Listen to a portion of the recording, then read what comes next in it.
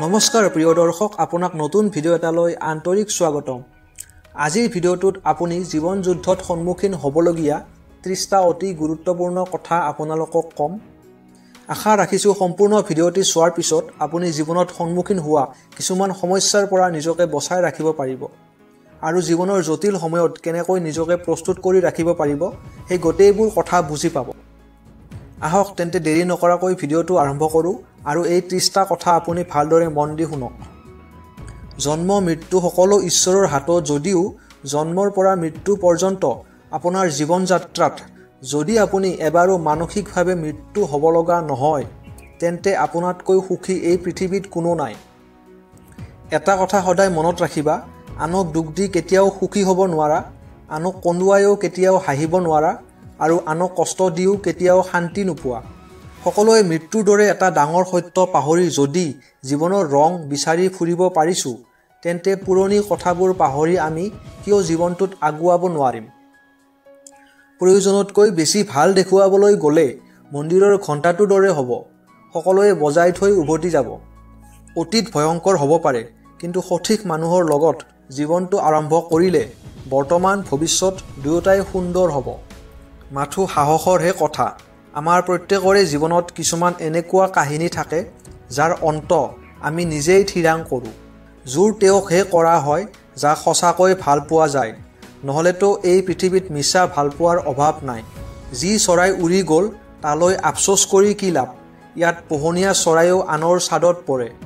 কাৰোবাৰ সপোন ভাঙি নিজৰ সপোন সম্পূৰ্ণ হ'ব বুলি আশা নকৰিবা। যিটো সম্পৰ্কত তোমাৰ কোনো গুৰুত্ব নাই সেই সম্পৰ্কৰ পৰা আঁতৰি অহাই ভাল। দুদিনমান বেয়া লাগিব, কিন্তু ভৱিষ্যত ভাল হ'ব। এটা সম্পৰ্ক কিমান বছৰ পুৰণি সেইটো ডাঙৰ কথা নহয়, এই সম্পৰ্কটোত তুমি কিমান সুখী আছা সেইটোহে ডাঙৰ কথা। এই স্বাৰ্থপৰ চহৰখনত স্বাৰ্থ নোহোৱাকৈ ভালপোৱা আৰু প্ৰয়োজন নোহোৱাকৈ খবৰ লোৱা মানুহ পাবলৈ ভাগ্য লাগিব। জীৱনৰ সৰু সৰু সুখ আৰু প্ৰাপ্তিবোৰেই জীয়াই থকাৰ একমাত্ৰ প্ৰেৰণা। আশা আৰু সপোনবোৰৰ কি ভৰসা, যি ক্ষণে প্ৰতিক্ষণে সলনি হৈয়ে থাকে। আপোনাক লৈ পৃথিৱীখনৰ যিমানেই অভিযোগ নাথাকক কিয়, আপোনাৰ বাবে মা দেউতা সুখী হ'ব লাগে মাথো। সকলো শেষ হৈ যোৱা যেন লগাৰ পিছতো আপুনি যদি জীৱনটো নতুনকৈ আৰম্ভ কৰিব পাৰে, তেন্তে আপোনাক কোনেও হৰুৱাব নোৱাৰে। জীৱনত জটিল সময়ৰ খুবেই প্ৰয়োজন, তেতিয়াহে সফলতাৰ প্ৰকৃত আনন্দ উপভোগ কৰিব পাৰি। কেতিয়াবা একো কাৰণ নোহোৱাকৈও সকলোৰে পৰা আঁতৰি গৈ অকলশৰে থাকিবলৈ মন যায়। এটা কথা সদায় মনত ৰাখিব, আমি কোৱা কথাবোৰে তথা আমি আনক কৰা ব্যৱহাৰে মা দেউতাই দিয়া সংস্কাৰকো প্ৰতিনিধিত্ব কৰে। জীৱনটো মোৰ, গতিকে মানুহে কি ভাবিব, মানুহে কি ক'ব সেইবোৰ ভাবি সময় নষ্ট নকৰোঁ। যিয়ে সমস্যা নোহোৱাকৈ জয়লাভ কৰে সেয়া বিজয়, আৰু যিয়ে হাজাৰ সমস্যাৰ মাজেৰেও জয়লাভ কৰে সেয়া হৈছে বুৰঞ্জী।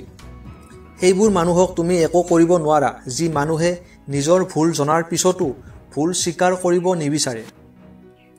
প্ৰথমবাৰ ক্ষমা কৰি দিয়ক, দ্বিতীয়বাৰ আকৌ সুযোগ দিয়ক, কিন্তু তৃতীয়বাৰ আঁতৰি আহক। এনে কিছুমান মানুহ আছে যিয়ে আপুনি অকলে থাকিলে গুৰুত্ব নিদিয়ে, তেতিয়াহে গুৰুত্ব দিয়ে যেতিয়া তেওঁ অকলে থাকে।